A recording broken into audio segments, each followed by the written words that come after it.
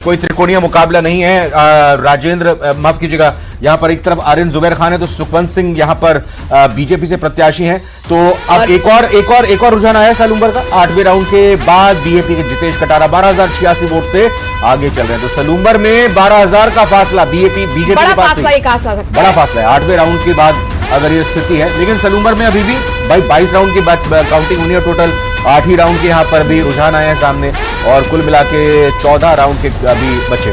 खीवसर से भी बड़ी खबर है, 1996 वोट से रेवत राम आगे निकलते हुए नजर आ रहे हैं। बिल्कुल निकल गए, आगे निकल गए। पिछले बस एक राउंड की खुशी थी, यानी अभी कनिका बेनीवाल आगे चल रही है, वो पीछे हो गई हैं। 9वें राउंड में जो कनिका बेनीवाल जी से एक रिएक्शन ले लेते हैं। 641 से आगे चल रहे थे, अब ये 9वें राउंड में 1996 वोटों से पीछे हो गए।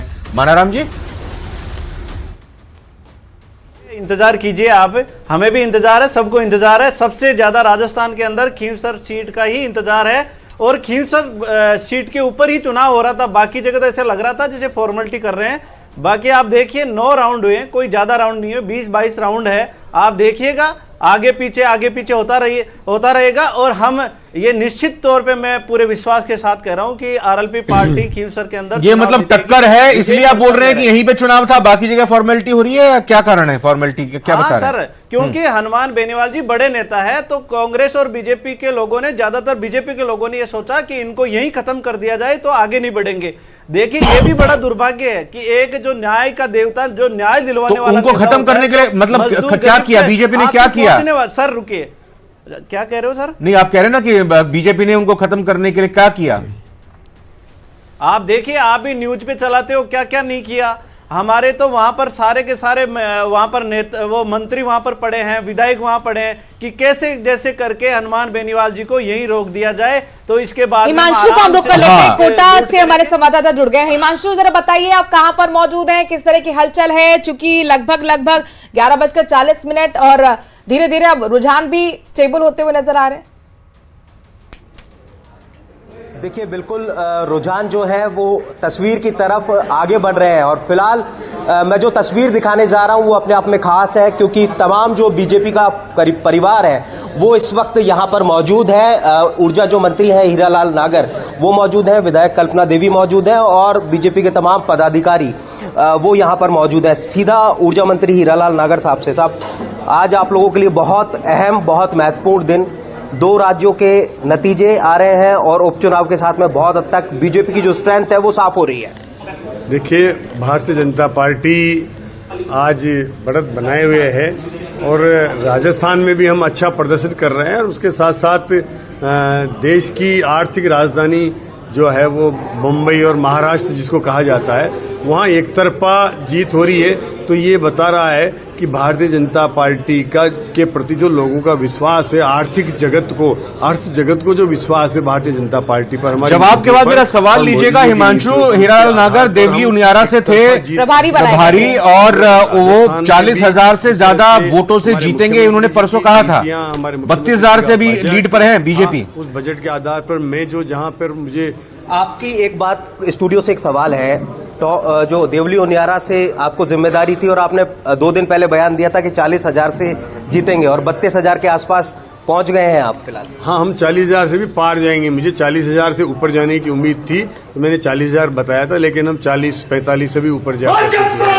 राजस्थान के ये नतीजे, उपचुनाव के ये नतीजे सरकार की परफॉर्मेंस को किस तरह से बयां कर रही है फिलहाल? देखिए, सरकार ने हमारी केवल 1 सीट थी, लेकिन उसके बाद हम अगर उससे 3 से 4 सीटें भी जीतेंगे और हमारी परफॉर्मेंस अच्छी रहेगी और वो हमारे इस 10 महीने के कार्यकाल का एक लेखा जोखा है कि भजनलाल जी की सरकार ने जो बजट दिया है, जो विकास किया है और उसके साथ साथ एक ग्रोथ इंजन बन रहे हैं। हम आर्थिक आधार पर इस प्रदेश को आगे ले जाना चाहते हैं, विकास की योजनाओं के साथ आगे ले जाना चाहते हैं। हम राइजिंग राजस्थान को लेकर के जो मुख्यमंत्री जी पहल कर रहे हैं वो एक बहुत बड़ा काम राजस्थान में होने वाला है और जिस विभाग की मुझे जिम्मेदारी है, ऊर्जा विभाग की, लगभग अभी तक 20,000 करोड़ के MOU उसमें हो चुके हैं। परिणाम उसी दिशा के हैं। मैम कल्पना देवी हैं विधायक, वो हमारे साथ में। मैम, क्या कहेंगे इन परिणामों को लेकर के रिएक्शन? सबसे पहले तो मैं सभी भारतीय जनता पार्टी के कार्यकर्ताओं को बधाई देना चाहती हूं कि उन्होंने जो मेहनत करी है इन सभी सीटों पे आज उसी का परिणाम हम सबको देखने को मिल रहा है। और मेरे ख्याल से प्रदेश में हमारे भारतीय लाल सरकार का जो नीति है, जो उनका विचार है, जो उनका लक्ष्य है, उस पे भरोसा जो जनता ने जताया है उसका भी परिणाम देखने को मिल रहा है। और देश में हमारे यशस्वी प्रधानमंत्री जी के नेतृत्व में मेरे ख्याल से आप महाराष्ट्र देख लें, झारखंड देख लें, उनके वजह से जो भरोसा जताया है, क्योंकि जनता चाहती है कि उनके प्रदेश में भी विकास हो, और उस लक्ष्य के साथ उन्होंने जो मतदान किया है उसका हम परिणाम देख रहे हैं। बहुत बहुत शुक्रिया। तो जश्न की तैयारी है, सेलिब्रेशन को लेकर के किस तरह की तैयारी है? कार्यकर्ताओं का उत्साह आप देख रहे हैं, लगातार इनको शांत करना पड़ रहा है। जब जगह शांत हो रहे हैं, क्योंकि भारतीय जनता पार्टी का जिस तरह से परचम पूरे देश में ले रहा है, महाराष्ट्र ले लें, यूपी ले लें, राजस्थान ले लें, लगातार महाराष्ट्र में हम 2/3 से ज्यादा सीटें हमारे को प्राप्त हो रही है। राजस्थान में हमारे पास 1 सीट थी, उसके 3 और 4 सीट हम जीतने जा रहे हैं।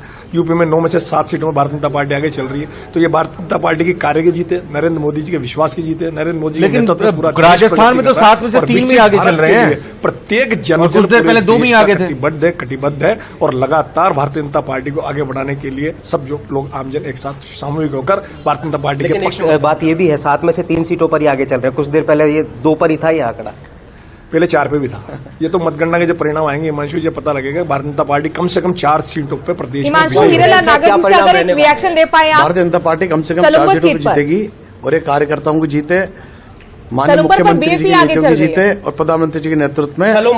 एक स्टूडियो से सवाल है, सलूम्बर सीट को लेकर के क्या कहेंगे?